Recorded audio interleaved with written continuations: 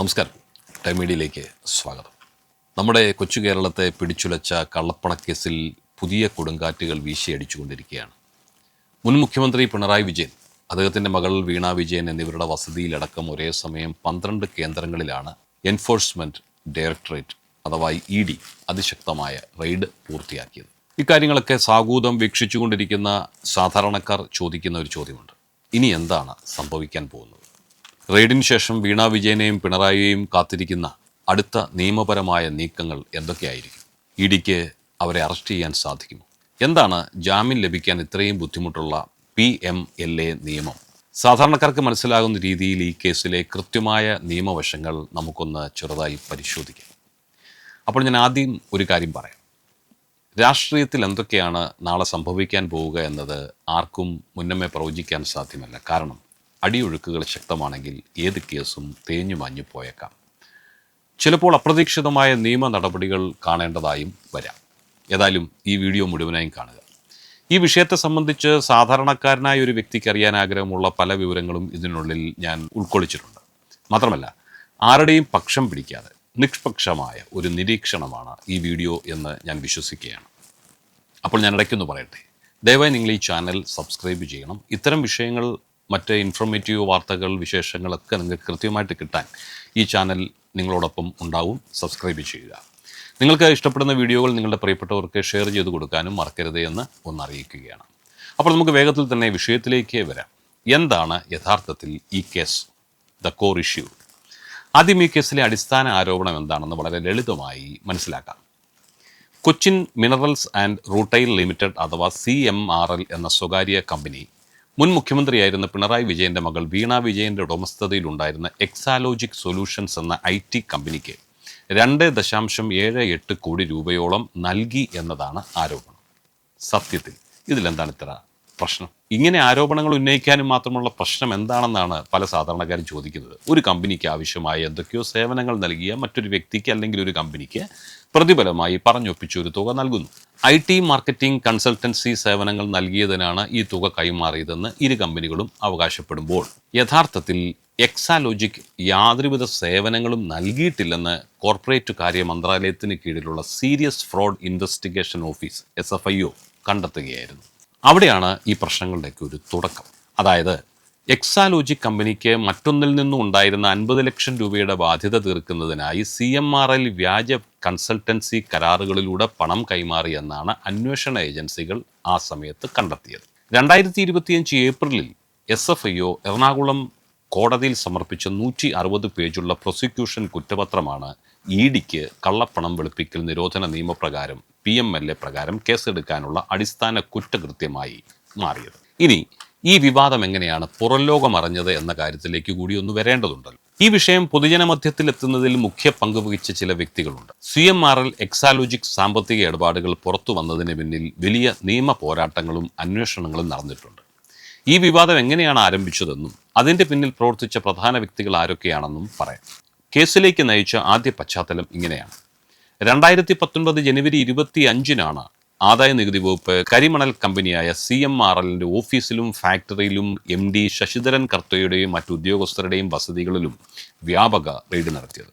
CMRL chief financial officer KS Suresh കുമാറിൻ്റെ വീട്ടിൽ നടത്തിയ പരിശോധനയിൽ വീണ വിജയൻ്റെ ഉടമസ്ഥതയിലുള്ള എക്സാലോജിക് സൊല്യൂഷൻസും CMRLും തമ്മിലുള്ള ചില കരാറുകൾ കണ്ടെത്തുകയുണ്ടായി. കൂടാതെ ഈ കമ്പനി വിവിധ രാഷ്ട്രീയ നേതാക്കൾക്കും ഉദ്യോഗസ്ഥർക്കും ധാരാളം പണം അയച്ചു നൽകിയതിൻ്റെ രേഖകളും സ്വന്തം കൈപ്പടയിൽ എഴുതിയ ഡയറി രൂപത്തിൽ ഇതോടൊപ്പം ഉദ്യോഗസ്ഥർക്ക് ലഭിച്ചു. ആദായ നികുതി വെട്ടിപ്പുമായി ബന്ധപ്പെട്ട് കമ്പനി നൽകിയ അപേക്ഷയിൽ 2023 ജൂൺ 12-ന് ന്യൂഡൽഹിയിലെ income tax interim settlement board ഒരു നിർണായക ഉത്തരവ് പുറപ്പെടുവിച്ചു. എക്സാലോജിക് കമ്പനി യാതൊരുവിധ സേവനങ്ങളും നൽകാതെയാണ് CMRLിൽ നിന്നും കഴിഞ്ഞ 3 വർഷത്തിനിടെ 1.72 കോടി രൂപ പ്രതിഫലം കൈപ്പറ്റിയതെന്നും ഒരു പ്രമുഖ വ്യക്തിയുമായുള്ള ബന്ധം മുൻനിർത്തിയാണ് പണം നൽകിയതെന്നും ബോർഡ് നിരീക്ഷിച്ചു. ഈ വിധി 2023 ഓഗസ്റ്റിൽ മാധ്യമങ്ങളിലൂടെ പുറത്തു വന്നതോടെയാണ് കേരള രാഷ്ട്രീയത്തിൽ ഒരു വലിയ കൊടുങ്കാറ്റ് വീശിയടിക്കാൻ തുടങ്ങിയത്. അപ്പോൾ 2023 ഓഗസ്റ്റ് മുതൽ കേരള രാഷ്ട്രീയ അന്തരീക്ഷത്തിൽ ഈ വിവാദം ഇങ്ങനെ നീറിപ്പുകഞ്ഞുകൊണ്ടിരിക്കുകയായിരുന്നു. അപ്പോൾ ചില വ്യക്തികൾ ഇതിൻ്റെ പിന്നിൽ പ്രവർത്തിച്ചിരുന്നു എന്ന് ഞാൻ ആദ്യമേ പറഞ്ഞിരുന്നല്ലോ. അവരെക്കുറിച്ചും പറയാം. കേസ് പുറത്തു കൊണ്ടുവരുന്നതിൽ പ്രവർത്തിച്ച പ്രധാന വ്യക്തികളിൽ ഒരാൾ ഗിരീഷ് ബാബു. കളമശ്ശേരി സ്വദേശി, വിവരാവകാശ പ്രവർത്തകനായിരുന്നു. ഇപ്പോൾ ജീവിച്ചിരിപ്പില്ല.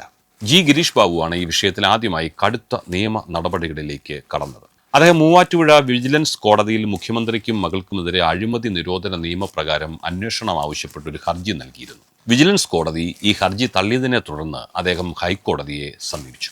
നിർഭാഗ്യവശാൽ കേസ് ഹൈക്കോടതിയിൽ പരിഗണിക്കുന്നതിനിടയിൽ 2023 സെപ്റ്റംബറിൽ അദ്ദേഹം മരണപ്പെടുകയായിരുന്നു. എങ്കിലും അദ്ദേഹം ഉയർത്തിയ വിഷയം പൊതുപ്രാധാന്യമുള്ളതായതിനാൽ അമിക്കസ് ക്യൂറിയെ നിയമിച്ച് ഹൈക്കോടതി ഈ കേസ് നടപടികളുമായി മുന്നോട്ട് പോവുകയായിരുന്നു. ഇനി രണ്ടാമത്തെയാൾ നമുക്കെല്ലാം സുപരിചിതനായ ഷോൺ ജോർജാണ്. CMLR എക്സാലോജിക് വിവാദത്തിൽ ഇന്ന് കാണുന്ന കേന്ദ്ര ഏജൻസി അന്വേഷണങ്ങളിലേക്ക് കാര്യങ്ങളെ എത്തിച്ചതിൽ ഏറ്റവും നിർണായകമായി പങ്കുവഹിച്ച വ്യക്തിയാണ് BJP നേതാവ് കൂടിയായ ഷോൺ ജോർജ്. CMRL കോർപ്പറേറ്റ് മന്ത്രാലയത്തിന്റെ serious fraud investigation office SFIO അന്വേഷണം വേണമെന്നാവശ്യപ്പെട്ട് അദ്ദേഹം ഹൈക്കോടതിയെ സമീപിച്ചു.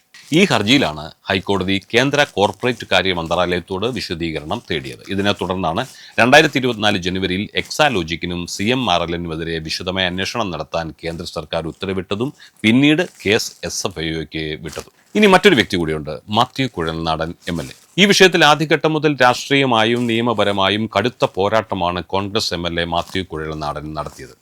അദ്ദേഹം വിജിലൻസ് അന്വേഷണം ആവശ്യപ്പെട്ട് കോടതികളെ സമീപിച്ചു. തോട്ടപ്പള്ളി സ്പിൽവേയിലെ കരിമണൽ ഖനനം സുഗമമാക്കുന്നതിന് സഹായം ചെയ്തു കൊടുത്തതിന് പകരമായാണ് എക്സാലോജിക്കിന് CMRL പണം നൽകിയതെന്നും നിയമവിരുദ്ധമായ ഖനനത്തിന് ഒത്താശ ചെയ്യാനാണ് ഈ സാമ്പത്തിക ഇടപാട് നൽകിയതെന്നും അദ്ദേഹം ആരോപിച്ചു. കേസിന് കാരണമായ നിയമ പശ്ചാത്തലം ആദായ നികുതി സെറ്റിൽമെന്റ് ബോർഡിന്റെ ഉത്തരവിൽ ബാങ്ക് അക്കൗണ്ടുകൾ വഴിയാണ് പണം നൽകിയതെന്ന് കണ്ടെത്തിയിരുന്നു. എന്നാൽ യഥാർത്ഥത്തിൽ എക്സാലോജിക് കമ്പനി യാതൊരു സേവനവും നൽകിയിട്ടില്ല എന്നും അത് കേവലം കൺസൾട്ടൻസി കരാറുകളുടെ മറവിലുള്ള പണം കൈമാറ്റമാണെന്നും അന്വേഷണ ഏജൻസികൾ സ്ഥിരീകരിക്കുകയായിരുന്നു. ഇതോടെയാണ് കേന്ദ്ര കോർപ്പറേറ്റ് കാര്യ മന്ത്രാലയം SFIO അന്വേഷണം ആരംഭിച്ചത്. പിന്നീട് 2024 എൻഫോഴ്സ്മെന്റ് ഡയറക്ടറേറ്റ് ED കള്ളപ്പണം വെളുപ്പിക്കൽ നിരോധന നിയമപ്രകാരം, അതായത് PMLA പ്രകാരം കേസ് രജിസ്റ്റർ ചെയ്തു. ഇനി നമുക്ക് നിലവിലെ സാഹചര്യത്തിലേക്ക് വരാം. 2026 മെയ് മാസത്തിൽ കേരളത്തിൽ പുതിയ UDF സർക്കാർ അധികാരത്തിൽ വന്നതിന് പിന്നാലെ ഈ കേസിന്റെ ഗതി ഇത്തിരി വേഗത്തിലായി എന്ന് പറയാതെ വയ്യ. 2026 മെയ് 26-ന് കേരള ഹൈക്കോടതി CMRL കമ്പനി നൽകിയ ഹർജികൾ പൂർണ്ണമായും തള്ളിക്കൊണ്ട് ED അന്വേഷണത്തിന് പൂർണ്ണ അനുമതി നൽകി. തൊട്ടടുത്ത ദിവസം തന്നെ, അതായത് 27-ാം തീയതി രാവിലെ ED കേരളത്തിലുടനീളമുള്ള 12 കേന്ദ്രങ്ങളിൽ വ്യാപകമായ റെയ്ഡ് നടത്തി. തിരുവനന്തപുരത്ത് പിണറായി വിജയൻ താമസിക്കുന്ന പ്രാവിക് എന്ന വാടക വസതിയിൽ പരിശോധന നടത്തുമ്പോൾ വീണ വിജയൻ അവിടെയുണ്ടായിരുന്നു. ED അവരുടെ പ്രാഥമിക മൊഴിയെടുക്കുകയും ബാങ്ക് അക്കൗണ്ടുകൾ വിവരങ്ങൾ ശേഖരിക്കുകയും ചെയ്തു. റെയ്ഡ് പൂർത്തിയാക്കി വീടിന് പുറത്തേക്ക് ഇറങ്ങിയ ED ഉദ്യോഗസ്ഥർക്ക് സംഭവിച്ചത് എന്താണെന്നുള്ളത് കഴിഞ്ഞ ദിവസത്തെ മാധ്യമ വാർത്തകളിലൂടെ നിങ്ങൾ അറിഞ്ഞിട്ടുള്ളതായതുകൊണ്ട് ഞാനിവിടെ വീണ്ടും അത് ആവർത്തിച്ച് സമയം കളയുന്നില്ല. തുടർന്ന് രാത്രിയോടെ ED കൊച്ചി സോണൽ ഓഫീസ് പുറത്തുവിട്ട വിവരങ്ങൾ ഞെട്ടിക്കുന്നതായിരുന്നു. കേസുമായി ബന്ധപ്പെട്ട വിവിധ കമ്പനികളുടെയും ആളുകളുടെയും 242ഓളം ബാങ്ക് അക്കൗണ്ടുകളിലെ 18.36 കോടി രൂപയാണ് ED ഇതിനോടകം മരവിപ്പിച്ചിരിക്കുന്നത്. ഇതിൽ വീണ വിജയന്റെ 1.5 ലക്ഷം രൂപയുടെ ഫിക്സഡ് ഡിപ്പോസിറ്റും ഉൾപ്പെടുന്നുണ്ട്. അടുത്ത ED നീക്കം എന്തായിരിക്കും എന്നാണ് പലരുടെയും സംശയം. അപ്പോൾ ഇനി നമുക്ക് പ്രധാന കാര്യത്തിലേക്ക് തന്നെ വരാമല്ലേ. റെയ്ഡും അക്കൗണ്ട് മരവിപ്പിക്കലും ഒക്കെ കഴിഞ്ഞു. EDക്ക് നിയമപരമായി ചെയ്യാൻ കഴിയുന്ന അടുത്ത നീക്കങ്ങൾ എന്തൊക്കെയാണെന്ന് നോക്കാം. ഒന്നാമത്തെ നീക്കം, സെക്ഷൻ 50 പ്രകാരമുള്ള സമൻസ്. വരും ദിവസങ്ങളിൽ ED വീണ വിജയനും CMRL ഡയറക്ടർമാർക്കും ചോദ്യം ചെയ്യലിനായി കൊച്ചി ED ഓഫീസിൽ ഹാജരാകാൻ സമൻസ് അയക്കാം. ഇവിടെ ശ്രദ്ധിക്കേണ്ട കാര്യം, PMLA നിയമത്തിലെ സെക്ഷൻ 50 പ്രകാരം ED അധികൃതർക്ക് മുന്നിൽ നൽകുന്ന മൊഴികൾ കോടതിയിൽ നേരിട്ട് സ്വീകാര്യമായ ഒരു ഔദ്യോഗിക തെളിവാണ്. സാധാരണ പോലീസിന് മുന്നിൽ പറയുന്ന മൊഴി പലപ്പോഴും പിന്നീട് മാറ്റാറുണ്ട്. എന്നാൽ EDക്ക് നൽകുന്ന മൊഴി കോടതിക്ക് നേരിട്ട് കുറ്റപത്രത്തിന്റെ ഭാഗമാക്കാൻ കഴിയും. രണ്ടാമത്തെ നീക്കം, സ്വത്ത് കണ്ടെത്തൽ പ്രക്രിയയാണ്. ഈ നിയമത്തിലെ സെക്ഷൻ 5 പ്രകാരം കള്ളപ്പണം വഴി സമ്പാദിച്ചതാണെന്ന് സംശയിക്കുന്ന ഏതു സ്വത്തും ബാങ്ക് നിക്ഷേപങ്ങളും താൽക്കാലികമായി കണ്ടുകെട്ടാൻ, പ്രൊഫഷണൽ അറ്റാച്ച്മെന്റ് നടത്താൻ EDക്ക് അധികാരമുണ്ട്.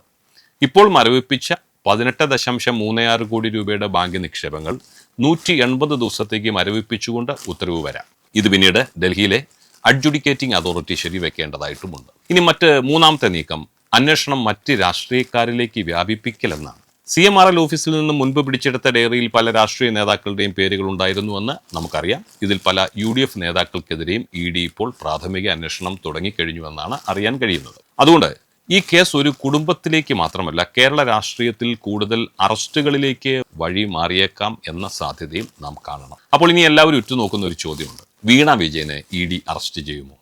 വീണയ്ക്ക് ജാമ്യം കിട്ടുമോ? കള്ളപ്പണ നിരോധന നിയമത്തിലെ സെക്ഷൻ 19 അനുസരിച്ച് കയ്യിലുള്ള തെളിവുകളുടെ അടിസ്ഥാനത്തിൽ ഒരാൾ കുറ്റക്കാരനാണെന്ന് വിശ്വസിക്കാൻ ഇഡിക്ക് വ്യക്തമായ കാരണങ്ങളുണ്ടെങ്കിൽ വാറണ്ട് ഇല്ലാതെ തന്നെ അവരെ അറസ്റ്റ് ചെയ്യാം. അറസ്റ്റ് ചെയ്താൽ ജാമ്യം ലഭിക്കുക എന്നത് വളരെ കഠിനമാണ്. കാരണം സെക്ഷൻ 45 പ്രകാരമുള്ള ഇരട്ട നിബന്ധനകൾ, ട്വിൻ കണ്ടീഷൻസ് ആണ്. ഈ നിയമപ്രകാരം ജാമ്യം ലഭിക്കണമെങ്കിൽ 2 കാര്യങ്ങൾ വേണം. ഒന്ന്, പ്രതിക്ക് ജാമ്യം നൽകുന്നതിനെ എതിർക്കാൻ ഇഡിയുടെ പ്രോസിക്യൂട്ടർക്ക് കോടതി അവസരം നൽകണം. രണ്ടാമതായി, പ്രതി കുറ്റം ചെയ്തിട്ടില്ലെന്നും ജാമ്യത്തിലിറങ്ങിയാൽ വീണ്ടും കുറ്റം ചെയ്യില്ലെന്നും പ്രഥമ ദൃഷ്ട്യാ കോടതിക്ക് ബോധ്യപ്പെടണം. എന്നാൽ ഈ നിയമത്തിൽ സ്ത്രീകൾക്കും രോഗികൾക്കും ഒരു പ്രത്യേക ഇളവ് കൊടുത്തിട്ടുണ്ട്. അടുത്തിടെ കെ കവിത എന്ന വ്യക്തിക്ക് സുപ്രീം കോടതി ജാമ്യം നൽകിയത് ഈ സ്ത്രീകളുടെ ഇളവ് കൂടി കണക്കിലെടുത്തിട്ടായിരുന്നു. എന്നാൽ ഈ ഇളവ് എല്ലാവർക്കും സ്വയമേവ ലഭിക്കുന്ന ഒന്നല്ല എന്നും അപേക്ഷകരുടെ വിദ്യാഭ്യാസവും രാഷ്ട്രീയ സ്വാധീനവും പരിഗണിച്ചു മാത്രമേ കോടതിക്ക് വിവേചന അധികാരം ഉപയോഗിച്ച് ഇത് നൽകാൻ കഴിയൂ എന്നും സുപ്രീം കോടതി വ്യക്തമാക്കിയിട്ടുള്ളതാണ്. ഈ ഇഡി നടപടിയെ രാഷ്ട്രീയ വേട്ടയാടൽ എന്നാണ് CPIM വിശേഷിപ്പിച്ചിരിക്കുന്നത്. ബാങ്ക് വഴിയാണ് പണമിടപാടുകൾ നടത്തിയതെന്നും കൃത്യമായി നികുതി ഒടുക്കിയിട്ടുണ്ടെന്നും രാഷ്ട്രീയ പ്രതിയോഗികൾ കേന്ദ്ര ഏജൻസികളെ ഉപയോഗിച്ച് നേതാക്കളെ വേട്ടയാടുകയാണെന്നും ജോൺ ബ്രിട്ടാസ് MP ആരോപിച്ചു. എന്നാൽ നിയമത്തിന്റെ വഴിക്ക് പോകുമെന്നാണ് പുതിയ UDF സർക്കാരിന്റെ പക്ഷം. ഇഡി ഉദ്യോഗസ്ഥരെ തിരുവനന്തപുരത്ത് വെച്ച് ആക്രമിച്ച കേസിൽ കർശനമായ നിയമ നടപടികളാണ് ഇപ്പോൾ പോലീസ് സ്വീകരിച്ചുകൊണ്ടിരിക്കുന്നത്. 300ഓളം പേർക്കെതിരെ രജിസ്റ്റർ ചെയ്ത കേസിൽ DYFI നേതാക്കളടക്കം ഇതിനോടകം തന്നെ പലരും അറസ്റ്റിലായി കഴിഞ്ഞു. വരും ദിവസങ്ങളിൽ ഇഡി നൽകുന്ന സമൻസുകളും ചോദ്യം ചെയ്യലുകളും ഈ കേസിന്റെ ഗതി നിർണ്ണയിക്കും. കോടതിയുടെ പരിഗണനയിലുള്ള അതീവ ഗൗരവമേറിയ ഈ കേസിൽ ഇനി എന്ത് സംഭവിക്കുമെന്ന് നമുക്ക് കാത്തിരുന്ന് കാണാം. ഈ വിഷയത്തിൽ നിങ്ങളുടെ പ്രതികരണങ്ങൾ താഴെ കമന്റ് ബോക്സിൽ തീർച്ചയായും രേഖപ്പെടുത്തണം കേട്ടോ. അപ്പോൾ ചാനൽ സബ്സ്ക്രൈബ് ചെയ്യാൻ മറക്കരുത്. നിങ്ങളുടെ പ്രിയപ്പെട്ടവർക്ക് വീഡിയോകൾ ഷെയർ ചെയ്യാനും ഒരിക്കൽ കൂടി ഓർമ്മിപ്പിക്കുന്നു. പുതിയ വിവരങ്ങളുമായി മറ്റൊരു വീഡിയോയിൽ കാണാം. അതുവരെ എല്ലാവർക്കും ഞങ്ങളുടെ നന്ദി, നമസ്കാരം.